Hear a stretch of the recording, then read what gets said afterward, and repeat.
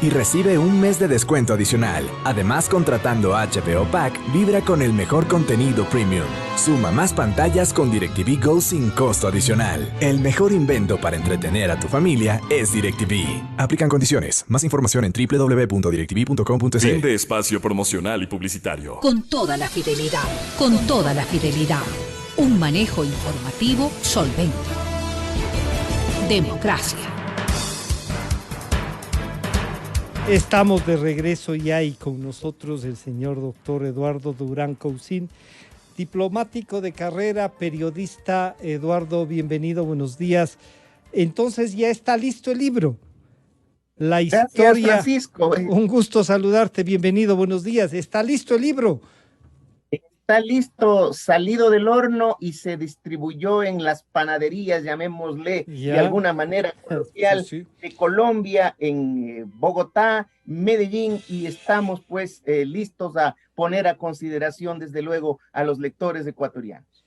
Esta propuesta y esta visión que la venías trabajando, quizá desde tu permanencia en Bogotá, en la embajada y tus constantes investigaciones y eso, es una visión de un país conflictuado, polarizado a ratos, pero con unas enormes también y distantes temas sociales que no han sido confrontados ni enfrentados, Eduardo.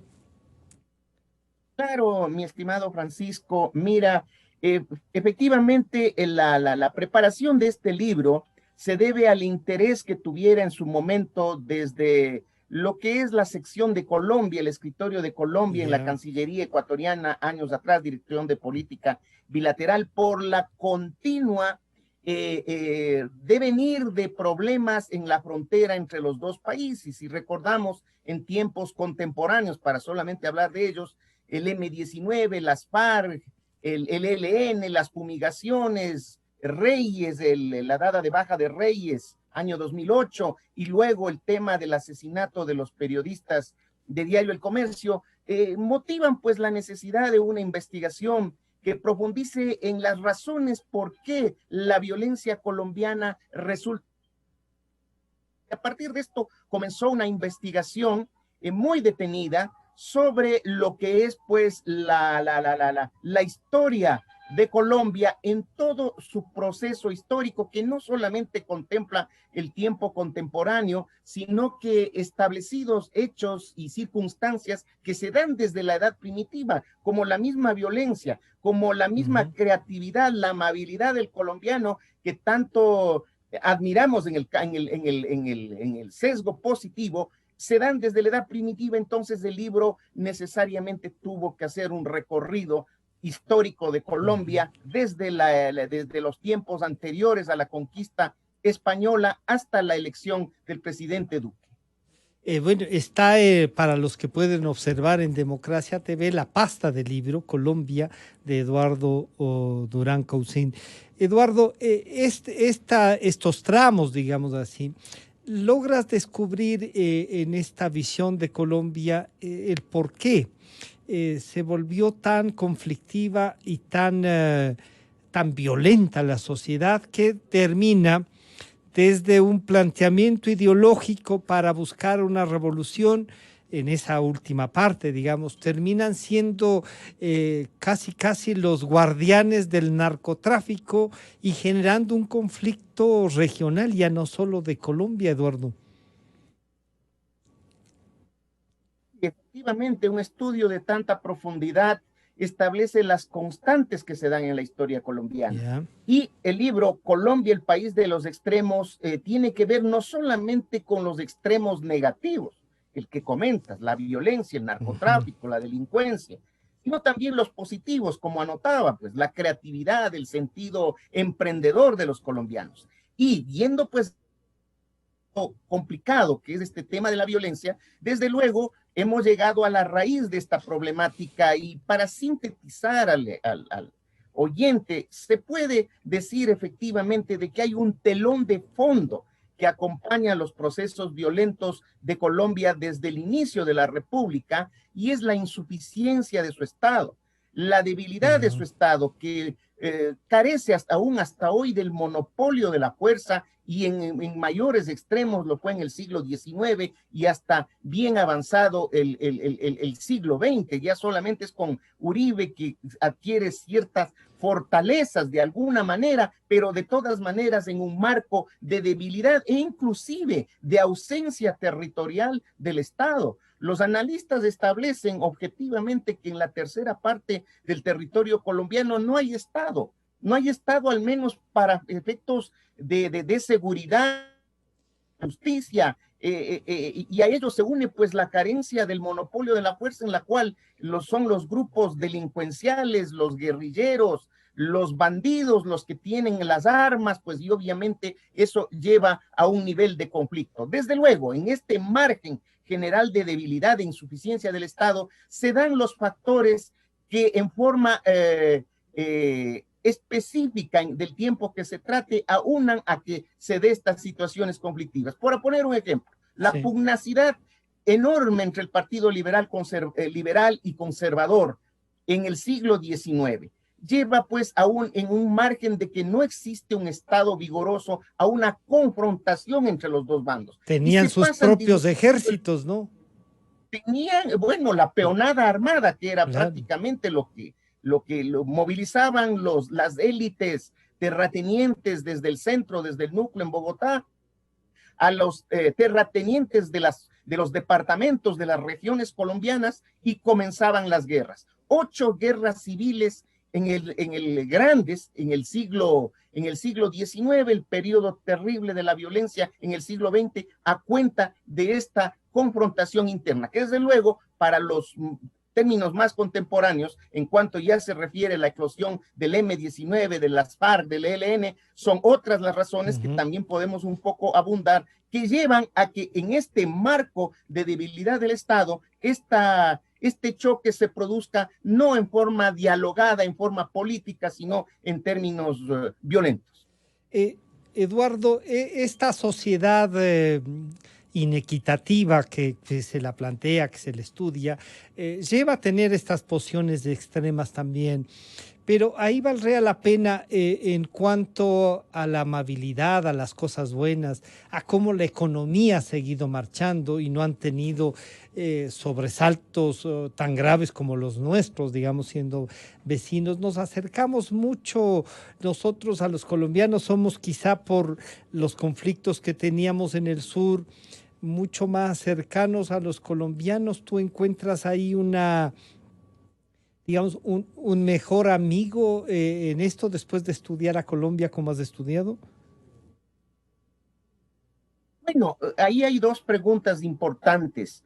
La una, necesariamente la situación que en Colombia deviene pues en el periodo contemporáneo a que se dé una situación de confrontación violenta, tiene que ver necesariamente con el tema concreto de la terrible inequidad económico-social en el país, y una de ellas, pues, la polarización en cuanto se refiere a la propiedad de la tierra. Hay que tomar en cuenta que Colombia es uno de los países, si no el más inequitativo de América Latina, junto con Brasil. Y ello, pues, por razones específicas en las cuales los grupos contestatarios no encontraron espacio en el sistema político, les llevó a este tipo de confrontación. Pero efectivamente las condiciones de inequidad económico-social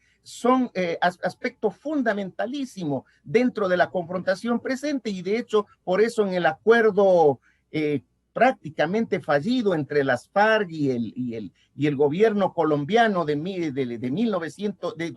2016, se contemplaba como aspecto prioritario el tema de la reforma agraria. Desde luego, la cercanía entre Ecuador y lo que fue la Nueva Granada colonial, la Nueva Granada republicana, resulta estrecho. De todas maneras, nosotros tuvimos muchos factores comunes. Entre ellos hay que recordar que la Real Audiencia de Quito, prácticamente hasta 1810, contemplaba, hasta 1821 en realidad, ya en el periodo de la Gran Colombia, contemplaba la enorme región del Cauca, claro, dentro de las fronteras de Ecuador. Me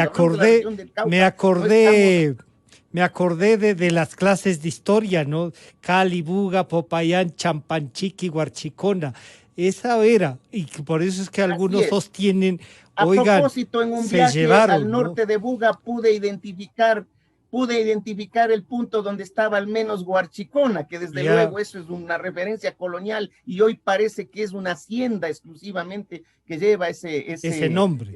Pero efectivamente esos territorios estaban al menos bajo la jurisdicción para aspectos judiciales y para algunos aspectos administrativos, eran conducidos por la Real Audiencia de Quito. Claro. Y eso permanece en esas condiciones prácticamente hasta la Ley de División Territorial, ¿no?, de la Gran Colombia. Por otra parte, Ecuador, o el distrito sur de la Gran Colombia, Ecuador, me refiero en términos históricos, fue parte del Virreinato de la Nueva Granada y después parte de la Gran Colombia. Es decir, hemos tenido un lazo histórico muy cercano, además de un enorme dinamismo social y socioeconómico en frontera. Hay que tomar en cuenta que Colombia y el pueblo colombiano es un socio capital para el Ecuador en lo económico, en lo vivencial. 500,000 de colombianos residen en el Ecuador, Francisco, no es cosa menor. De acuerdo a los datos estimativos de Cancillería, alrededor de 500,000 colombianos están dentro de nuestro país. Obviamente eso crea un lazo social formidable, ¿no? Eduardo, en Colombia el tema indígena no ha sido tratado como el nuestro, quizá porque la población, en algunos casos se dice mucho más afro en algunas regiones, pero lo indígena no es poco tampoco en Colombia, pero no han sido tratados como el tema aquí en el Ecuador. ¿Está invisibilizado el tema indígena en Colombia de lo que tú has estudiado? 2 o 3 elementos a poner en consideración. Hay que tomar en cuenta que Colombia, en la Nueva Granada en realidad se produjo un proceso de mixtificación, un proceso en el cual el mestizaje fue muy temprano. Claro. Entonces es uno de los países más mestizos de la región andina, ¿no? No es como el caso nuestro, pues que el mestizaje fue tardío y fue en forma parcial, sobre todo por la enorme comunidad indígena que significó el hecho de tener un verdadero imperio, el imperio inca, y antes unas zonas abundantemente pobladas por población indígena. En el caso de Colombia, los niveles de poblamiento indígena eran menores, e incluso la estructura la estructura política de esas parcialidades, de esas tribus, de esos cacicazgos, no habían llegado todavía a la formación de un Estado, como ocurrió con el Estado Inca, ¿no? Estamos hablando de cacicazgos camino de convertirse solo en el área de Cundinamarca como un protoestado, es decir, ya desde esa naturaleza había una incidencia menor de lo indígena, y desde luego en los tiempos contemporáneos, de hecho, pues ha habido un olvido para las parcialidades indígenas significativas que hay en el país, sobre todo en la región del Cauca, ¿no? Que es donde está justo la problemática que motivó las recientes marchas a Bogotá. Gente indígena que ha sido maltratada, que se ha visto gravísimamente afectada por la violencia en ese país. De los dos lados. Tomar en cuenta de que la primera guerra civil colombiana estalla en 1810 y es un país que desde 1946 no ha tenido prácticamente un minuto de paz, porque el periodo terrible de la violencia fue sucedido por un conflicto armado en el cual muchos indígenas fueron asesinados. No solamente estaban olvidados, sino cuando se acordaban de ellos era para producir una confrontación que les significó sangre y muerte. Eduardo, de esta visión de Colombia, de su historia que has estudiado y que la planteas, y que en la propia Colombia se dice, esta es una visión que tiene y que nos obliga a repensarnos. ¿La democracia es viable? ¿Se está construyendo el acuerdo de paz fallido, como tú lo has dicho, y que ahora comienza a ser cuestionado incluso por aquellos que estuvieron en el proceso y auparon a que se lo firme? ¿Es viable Colombia? Porque en el área somos países hermanos en definitiva, ¿no? Dependemos también de lo que cada uno pueda ir resolviendo. ¿Encuentras viable una democracia más sólida, una construcción de instituciones más firmes, Eduardo? Bueno, yo creo que es importante abordar el tema del acuerdo de paz al que denominé fallido. Fallido en cuanto no se ha cumplido Ya. al pie de la letra lo establecido. El Estado no le ha cumplido a toda cabalidad aspectos como hablábamos, el de la reforma agraria, el de la sustitución de cultivos, muchas veces no ha atendido a los desmovilizados de las FARC. Ahora, claro, hay que comprender que la estructura mayor de las FARC sí cumplió de acuerdo, pues esto hay que poner en relieve, se desarmaron más de 6,000 o 7,000 guerrilleros y lo cumplieron, y muchos de ellos se han integrado en la sociedad colombiana como microempresarios, prueba de que aún en la guerrilla hay este espíritu emprendedor que les lleva a hacer negocios, a prosperar, ¿no? Lo que pasa es que era gente, de todas maneras, más allá de lo grave que fue una guerrilla que tenía clarísimos cortes terroristas, hay que tomar en cuenta que ahí también había gente de buena intención que tenía la voluntad de un cambio social efectivo en Colombia frente a esta situación tan complicada. Mira, Francisco, Colombia, el país de los extremos, es un análisis del conjunto de la historia colombiana en los elementos económicos, políticos, sociales, culturales y antropológicos. Esto le distingue de otros análisis de la historia colombiana. Y efectivamente, y de hecho, pues está de una u otra reconocido por una opinión pública que ha resultado bastante abierta a mi libro, lo tengo que reconocer, en forma más allá de lo que me imaginaba, pues han sido receptores de esta nueva visión sobre su propia historia. Ahora, claro, en la construcción del Estado democrático en Colombia, analicemos brevísimamente. Colombia es un país que por efectos de su civilismo histórico, del civilismo del bogotano, el cual comienza a darse por una eclosión de facultades de derecho a fines de la colonia, se crea un espíritu que luego será vigorizado por el presidente Santander de respeto a la ley. Colombia es el país de una democracia formal la más larga del continente, donde menos han habido dictaduras. Se puede contar en el siglo XX solo la del general Rojas Pinilla, que además abandonó el poder sin ningún tipo de confrontación, y cuando llegó al poder fue por pedido de las mismas élites civilistas frente a un gobierno extremista conservador, el de Laureano Gómez, en 1952.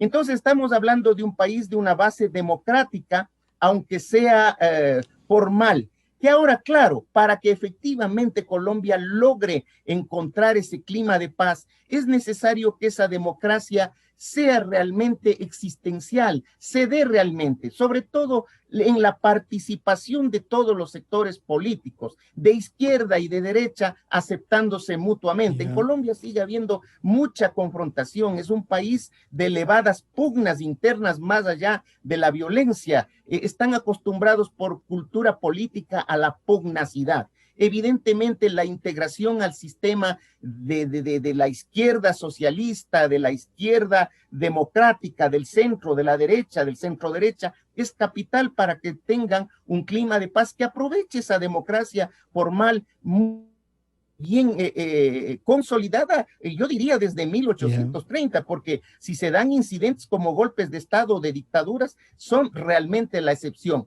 Pero el camino precisamente en cuanto a democracia está un mayor desarrollo político en ese sentido, que lo tienen que procurar los mismos sectores, ¿no? Los mismos sectores que están involucrados en ese proceso. Eduardo, se nos fue el tiempo. Muchísimas gracias por compartir. Colombia, el país de los extremos, entonces muy pronto ya se lo podrá conseguir en las librerías nuestras.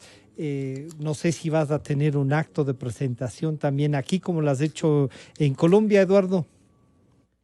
Bueno, sí, en Quito la presentación va a ser el día de mañana a las 6 de la tarde por el Facebook Live de Librería Española, presentada por la Asociación de Funcionarios de la Cancillería, ¿no?